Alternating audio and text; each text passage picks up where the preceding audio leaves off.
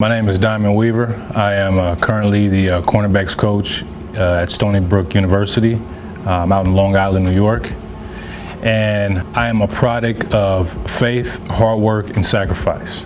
You know, I came from very humble beginnings, and to be in the position that I stand in today, you know, there was no one that surrounded me at the time of my early adolescence that could predict that I would be in the position I am today as an educator, a mentor, and a motivator. You know, the one thing that really sums up who Diamond Weaver is somebody that stayed persistent and someone who developed the ability to be adaptable to my environment and circumstances. And, you know, that message is something that I want to continue to deliver. You know, although we have to be persistent in our dreams and our goals, we also have to be adaptable to different obstacles and adversities that we're going to face, which is pretty much a guarantee. My educational journey started out very troubled. I was a kid that dealt with emotional and behavioral issues. I was constantly being disruptive in class, constantly being suspended, home suspensions for numerous reasons. And, you know, I just really loved the attention that I got from being disobedient from my peers. I struggled with confidence and, you know, just my hierarchy amongst my peers. But I developed an identity as being a class clown. That was something that I said, okay, you know, I can be popular from being a guy that's, you know, always making people laugh, you know, always making, you know, the smart remarks and, you know, pretty much making the teacher's job harder than it needs to be. So that was my foundation. And, you know, with that, you know, I wasn't able to really, you know, develop as a learner. If you took my opportunity to be able to participate in recess, then you have my attention. And then if we were doing anything that involved reading, then I was all ears and I was actively participating. But other than that, you know, I struggled as a student early on. And then, you know, I'm a firm believer that home is your first classroom. And, you know, education wasn't something that was important in our household. You know, my mom, she, you know, did her best to make us, you know, focus and understand that, you know, you have to get an education in order to be successful in life.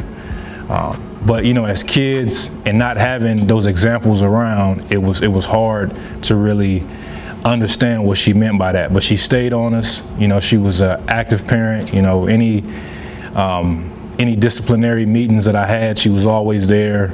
You know, she was always by my side, and she always fought for me to get a fair shot at, you know, whatever the circumstances were, you know. But, you know, I wasn't meeting her halfway on my end. You know, I was just a terrible student in terms of behavior. You know, I don't think that learning was the issue. I just had, once again, like I said before, I had emotional and behavioral issues. My love for literature, it took me to different environments in my mind. You know, even though this was the environment I was given, and this is, you know, what I was seeing growing up in poverty, growing up in an area with gang violence and drugs and different things of that nature, anything that you can think of that comes with being in the inner city and being in those type of environments.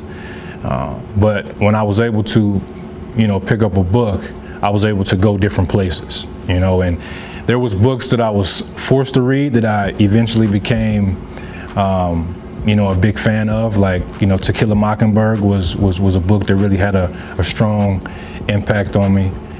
And, you know, just being able to understand that, you know, with reading, I'm able to take my mind to different places. So then also, once I started to grow and get into middle school, I became a fan of autobiographies. And one of my favorite athletes at the time was Allen Iverson. And, you know, just his story inspired me. You know, once I was able to, you know, do my research and I realized what he had been throughout his life, and the adversity that he had faced, and how he had overcame it, and how he had ultimately, ended up being, in the National Basketball Association, being a superstar, getting a college education.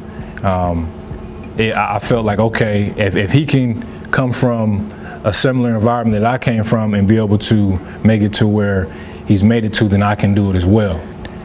I was, 1 foot in, 1 foot out in terms of school, and then, being out in the streets and being involved in activities that, are going down the wrong path.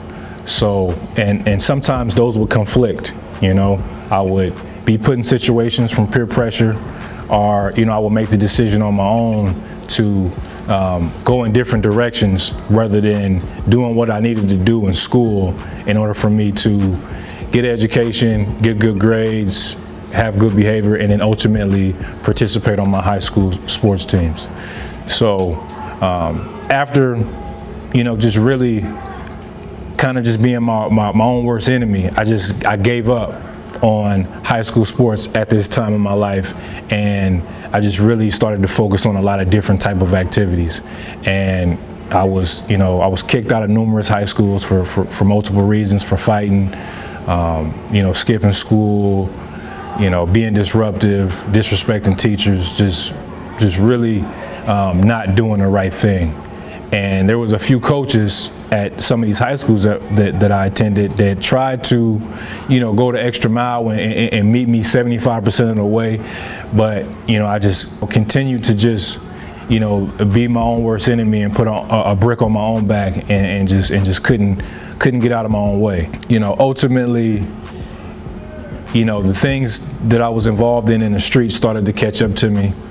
And, I realized that wasn't the life that I wanted for myself, because there was two options. It was either prison or death, and once that light bulb clicked and, I understood that, there was people that were close around me, some of my peers who got in trouble for different crimes and was doing, some serious time. And there was also some of my peers who ended up, losing their life to gun violence. And, I realized that, I'm not so much different from them, and I can easily end up being one of those statistics.